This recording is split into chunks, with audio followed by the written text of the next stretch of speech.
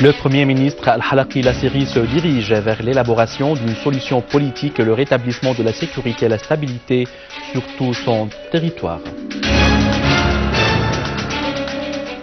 Al-Muallim Lasseri est prêt à prendre part à la conférence de Genève pour dialoguer avec l'opposition nationale.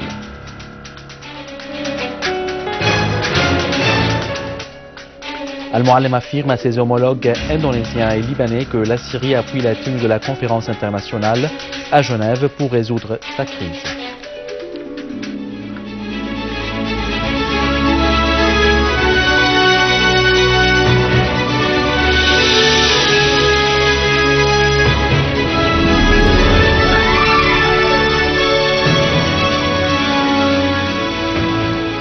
Mesdames et messieurs, bon après-midi et bienvenue à notre journal. Le président du Conseil des ministres, Wael Al-Halaqi, a affirmé que la résolution du Conseil de sécurité 2118 sur la Syrie vient de pair avec la position syrienne prévoyant l'adhésion au traité sur l'interdiction des armes chimiques et pour cela, la Syrie s'est déclarée favorable à cette résolution. Al-Halaqi a souligné que la résolution onusienne était le résultat des dialogues, des contacts et des rencontres multiples entre la Russie et les États-Unis et c'est pourquoi la Syrie a annoncé son engagement à cet égard, affirmant qu'elle continuera à œuvrer pour l'évacuation de la région de tout type d'armes de destruction massive.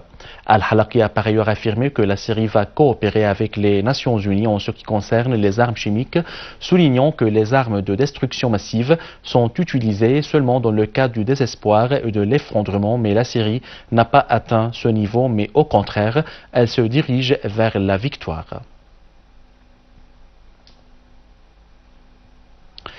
Le vice-président du Conseil des ministres, ministre des Affaires étrangères et des expatriés, M. Walid Al-Muallim, a affirmé que le gouvernement syrien est disposé à prendre part à la conférence de Genève pour dialoguer avec l'opposition nationale, soulignant qu'il ne participera pas à cette conférence pour livrer le pouvoir à quiconque. Dans une interview avec la chaîne Sky News Arabia, Al-Muallim a indiqué que la conférence de Genève peut parvenir à un programme politique et à un plan d'action politique qui sera soumis à un référendum populaire pour que le peuple syrien soit le décideur de son avenir. Al-Muallim a par ailleurs affirmé que tout règlement adopté lors de la conférence de Genève, mais qui n'est pas accepté par le peuple syrien, est inapplicable, soulignant que la capacité de la conférence à parvenir à un règlement dépend des participants et de ceux qui veulent un vrai règlement pour l'avenir de la Syrie. Al-Muallim a précisé que le gouvernement syrien est prêt à dialoguer avec tous les partis opposants autorisés en Syrie, soulignant que l'opposition nationale œuvre pour parvenir à un règlement via un dialogue assurant sa participation à un gouvernement d'unité nationale et aux élections parlementaires. Al-Muallim a affirmé que la crise en Syrie peut être réglée si les pays qui s'ingèrent dans les affaires syriennes sous la direction des États-Unis confirmeront leur intention et reflèteront le même consensus international qui s'était produit à travers la résolution 2118 du Conseil de sécurité et si les pays voisins s'abstiendront à financer, armer et entraîner les groupes terroristes armés. Al-Muallim a souligné que l'ONU n'a pas précisé une date précise pour la tenue de la conférence de Genève parce que le premier problème est de savoir comment collecter l'opposition à Genève. Al-Muallim a souligné que le président Bachar al-Assad est le président élu pour la Syrie jusqu'à la date des prochaines élections présidentielles à la mi-2014 et cette question ne pourrait être jamais discutée avec quiconque que ce soit et personne n'a le droit de remettre en question cette légitimité. Al-Muallim a souligné que les armes chimiques pourraient être compensées par d'autres moyens de dissuasion qui ne sont pas interdits au niveau international et pourraient atteindre efficacement le même objectif. Il a expliqué que l'initiative russe sur les armes chimiques a été discutée avec la Syrie avant le sommet G20 et que la Syrie a accepté cette initiative et ensuite le président russe Vladimir Poutine l'a exposé au président Barack Obama lors d'une réunion en marge du sommet. Al-Muallem a souligné que la Russie a remis des preuves présentées par la Syrie sur l'utilisation d'armes chimiques par des terroristes à l'Organisation des Nations Unies, mais aucun responsable aux Nations Unies n'a pas donné son point de vue sur ces preuves. D'autre part, Al-Muallem a déclaré à la chaîne Russia Today que la crise en Syrie prendra fin dans quelques semaines si les pays occidentaux et certains pays du Golfe arrêtent leur soutien aux groupes terroristes. Le représentant permanent de la Syrie auprès des Nations Unies, Bachar al-Jafari, a affirmé l'importance de la résolution 2118 du Conseil de sécurité qui renvoie le processus diplomatique de la crise en Syrie au Conseil de sécurité et interdit à toute partie d'agir unilatéralement hors de la légalité et l'unanimité internationale. Al-Jafari a affirmé que la résolution onusienne constitue un pas en avant vers le rétablissement de la situation politique en Syrie et a assuré le retour du Conseil de sécurité à agir selon des mécanismes collectifs préservant la paix et la sécurité dans le monde. Al-Jafari a souligné que les États-Unis, la Grande-Bretagne, la France et d'autres pays ne peuvent pas, suite à cette résolution, retourner au langage d'agression ou d'intervention militaire, ni nuire à l'unanimité internationale pour n'importe quelle raison. Al-Jafari a enfin indiqué que la résolution reflète un fort engagement à la souveraineté de la République arabe syrienne, à son indépendance et à sa sécurité régionale.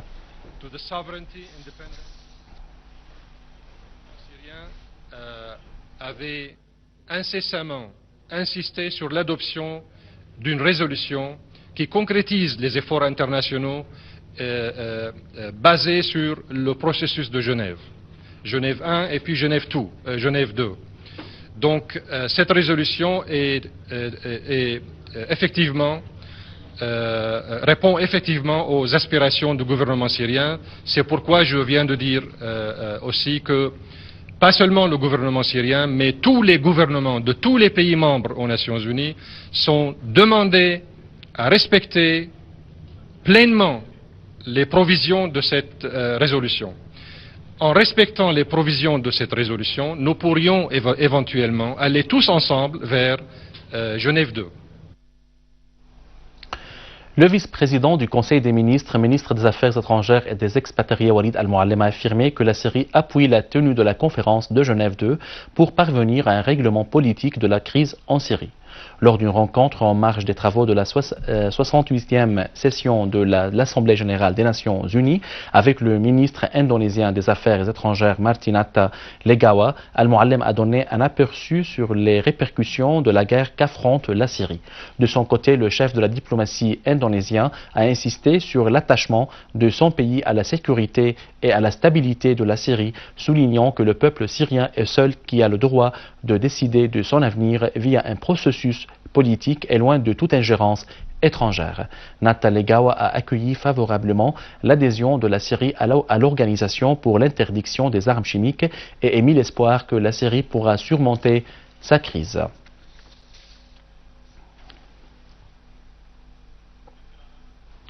Dans le même contexte, le ministre Al-Muallem s'est réuni avec le ministre libanais des Affaires étrangères et des expatriés au gouvernement chargé d'expédier les affaires courantes, Adnan Mansour, avec qui il a passé en revue les derniers développements dans la région.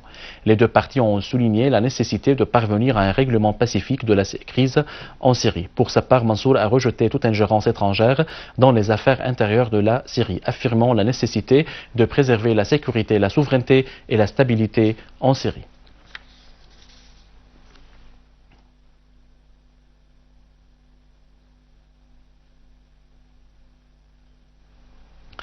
L'implication du gouvernement du Parti de la Justice et du Développement dans la propagation du chaos et du terrorisme en Syrie n'est plus un secret. Et la plus récente preuve en est le reportage publié par le quotidien turc Yurt, d'après lequel le gouvernement de Recep Tayyip Erdogan a initié un service de taxi pour le transport des terroristes à travers la frontière syro-turque. Le gouvernement du Parti de la Justice et du Développement en Turquie n'a épargné aucun moyen pour soutenir les terroristes en Syrie. Le plus récent de ces moyens est apparemment le service de taxi sur lequel le journal turc Yurt vient de jeter la lumière. Ainsi, selon Yurt, le gouvernement de Recep Tayyip Erdogan est en train d'offrir un service de taxi pour les terroristes et les djihadistes affiliés au Front al-Nusra des deux côtés de la frontière pour qu'ils se déplacent à travers la frontière syro-turque et plus particulièrement à travers la ville de Rihania.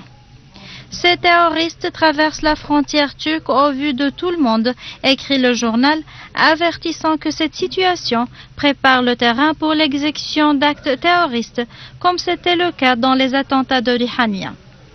Le correspondant du journal a affirmé que les terroristes du Front al-Nusra traversent la frontière turque facilement et en toute liberté pour se rendre à Rihania, où les taxis les attendent du côté turc de la frontière. La contrebande d'armes, le transfert de terroristes et d'autres pratiques se passent au vu et au su des troupes turques déployées tout le long de la frontière, prouvant ainsi la conspiration du Parti de la Justice et du Développement contre la Syrie. À la fin de ce journal, je vous rappelle ses principaux titres.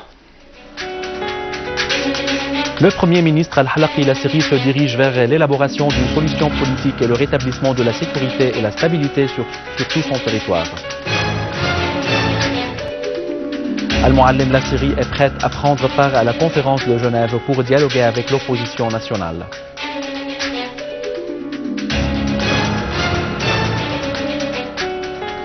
Al-Muallim affirme à ses homologues indonésiens et libanais que la Syrie appuie la tenue de la conférence internationale à Genève pour résoudre sa crise. Mesdames et messieurs, c'était notre journal d'aujourd'hui. Merci de l'avoir suivi et au revoir.